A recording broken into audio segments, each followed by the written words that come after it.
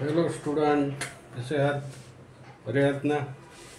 कालचे सोडवले तुम्ही? आज आपण मॅथ फर्स्टचे काही प्रॉब्लेम घेणार आहोत, बरोबर की नाही? Solve by Cramer's rule. Cramer's rule तुम्हाला येतं नाही का? मग दोन इक्वेशन दिले, simultaneous equation. Solve the following simultaneous equation with the help of Cramer's rule. जर आलाच क्रॅमर्स रूलने सोडवा तरच सोडवायचं, नाहीतर आपल्या मनाने सोडवायचं, कोणती एनी हाऊ मेथड. पण क्रॅमर्स रूलने म्हटलं की त्याने सोडवायचं. 4 किंवा 3 मार्काला असतं क्वेश्चन पेपर मधले मित्र. मग आता इथे 3x - y = 7x + 4y = 11. Solution D काढायचं आहे आपल्याला. पहिला डी काय होईल? मग आपण डिटर्मिनंट मध्ये 3 आणि 1 याचा कोइफिशियंट 1 असतो. डी काढताना 3 1 हे बघा, 3 1 1 चे कोइफिशियंट आणि y चे कोइफिशियंट -1 आणि 4 -1 आणि 4. डी काढताना x चे आणि y चे कोइफिशियंट घ्यायचं, हे विसरायचं नाही, कळलं? डी काढताना if you find out the value of D, you have to take the coefficient of x and coefficient y. Okay, then here 3 1 -1 4. बरोबर. आता dx काढताना काय करायचं? dx काढताना ही कॉन्स्टंट संख्या पहिल्या घ्यायच्या.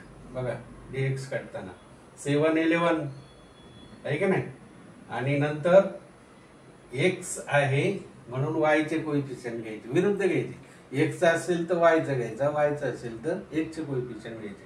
आता इथं dx आहे म्हणून हे कंपल्सरी 7 11 आणि dx असल्यामुळे इथं -1 आहे y चा कोइफिशियंट आणि इथं 4 आहे. हे बघा, 7 11 -1 4. आणि dy चा काढताना काय करणार? dy चा काढताना x चा कोइफिशियंट घ्यायचा 3 आणि 1. हे बघा, 3 आणि 1 3 1 आणि 7 11 7 11. हा फक्त इकडे हा या बाजूला घ्यायचा, कळलं? हा x चा लेफ्टला आहे ना, म्हणून आपण तो या बाजूला डिटर्मिनंट घ्यायचा. आणि रो अँड कॉलम 2 2 a म्हटल्यावर तुम्हाला सोपं आहे. काय होईल मग? इथे 3 × 4 मायनस असतं की नाही, आणि -1 × 1. मग 3 4 12. बरोबर, 3 4 12. 3 चौक 12. मायनस मायनस प्लस झाले ना, प्लस 1 × 1 1च, म्हणजेच +1 = 13. ही डी ची व्हॅल्यू आली मित्र आपली. आता dx ची व्हॅल्यू कशी? 7 × 4 7 × 4 मायनस काय येईल? इथं 11 × -1 11 × -1. बघा, मायनस घेतलेले. मग इथे काय होईल? 7 4 7 चौक किती? 28. इथं मायनस मायनस काय झाले? प्लस झाले ना. मायनस मल्टिप्लाइड बाय मायनस, इथं प्लस झाले. 11 1 11 आहे की नाही? आणि मग हे तुम्हाला सांगितलेलं आहे, मायनस मायनसचं मल्टिप्लिकेशन प्लस होतं. व्यवस्थित, काही घाबरायचं नाही. आणि 28 + 11 माहिती आहे, 39. We get 39. This is the value of dx. आता dy ची पण तशीच काढा. कशी होईल? 3 × 11 11 × 33 मायनस 1 × 7. आता इथं मायनसच एकदाच आले, त्यामुळे मायनसच होणार नाही का? 11 3 33 मायनस 7 + 7. आणि मग किती राहतात? बघा, 7 गेले तर किती राहतील? इथे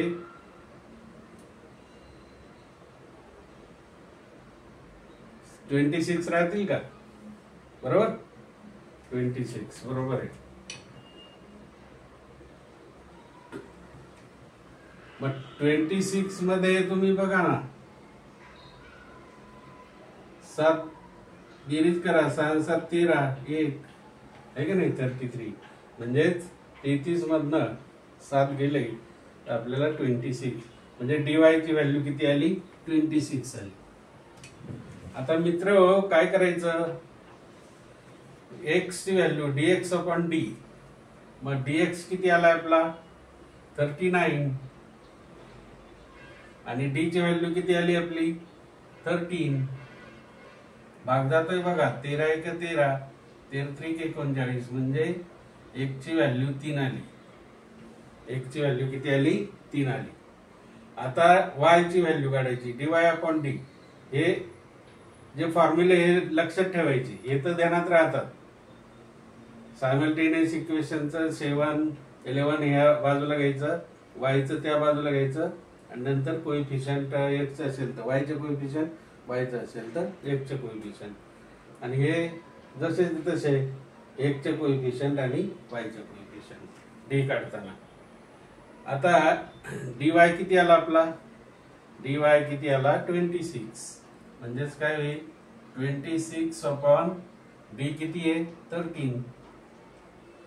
मग 13 ने 13 1 जार 30, 32 जार 26, म्हणजेच हे किती आले? 2. म्हणजे x ची किंमत किती आली? 3 आली. x ची किंमत किती आली? 3. आणि y ची किंमत किती आली? 2. हे झालं तुमचं आन्सर मित्र. बरोबर, हे झालं तुमचं उत्तर. आता तुम्हाला दुसरं उदाहरण आहे. Triangle ABC is similar to triangle PQR if area of triangle PQR is equal to 1 to 5, LAB is equal to 4 cm and LPQ is equal to 5 cm. Find the area of triangle ABC. मग काय करावं लागणार तुम्हाला? हे तुम्हाला सोडवायचं आहे घरी. It carries 2 marks. It carries 2 marks. म्हणजे काय होईल तुम्हाला इथे? एरिया ऑफ ट्रायंगल वरती काय होईल? Area of triangle ABC upon area of triangle PQR is equal to AB square upon PQ square. AB किती दिलाय त्यांनी? 4. 4चा वर्ग आणि PQ 5चा वर्ग, 4चा वर्ग छेद 5चा वर्ग. एरिया ऑफ ट्रायंगल PQR दिलाय, म्हणजे इथं 1 2 काय होईल? इथे area of triangle ABC upon 1 to 5. हे तुम्हाला सोडवायचं, पण सांगतो, हिंट सांगतो कसं सोडवायचं, आहे का नाही. 1 to 5 इज इक्वल टू 4चा वर्ग किती? AB किती दिलाय? 4चा. 4चा वर्ग किती? 16. आणि 5चा वर्ग किती? 25. बरोबर. मग किती झाले? Area of triangle ABC is equal to 16 upon 125. 16 upon 25. हे 25 डिनॉमिनेटरला आहे, मग इकडं 1 to 5 गेले. आणि हा 25 ने याला भाग द्यायचा. 25 5चा 25 1 25, 25 5चा 125. इथं 5 येतील, म्हणजे उत्तर येईल तुमचं 1685 मित्र हो. सेंटीमीटर स्क्वेअर येईल इथं. 2 पैकी 2 मार्कला असं हे तुम्ही सोडवायचंय मित्र. बरोबर. आणि अशाच प्रकारे तुम्हाला थोडी हिंट दिली. हे 4 मार्क किंवा 3 मार्काला आहे. क्वेश्चन पेपर मधलं आहे, लक्षात ठेवा. इथून पुढे सगळे इंग्लिश, सायन्स, मॅथ क्वेश्चन मधलं आहे. क्वेश्चन पेपर मधलं देणार तुम्हाला. लाईक करा, सबस्क्राईब करा आणि शेअर करा मित्र. सर्वांना सोडू द्या. गरीब विद्यार्थी, फक्त तुम्ही पैसे काय नाही, तुम्ही फक्त लाईक आणि सबस्क्राईब शेअर करा बस. बाकी काय नाही, डोकं चालवायचं मित्र. ओके. आता हा इथेच आपण थांबूया. आणि दुसरा आता इंग्लिशचा घेऊ.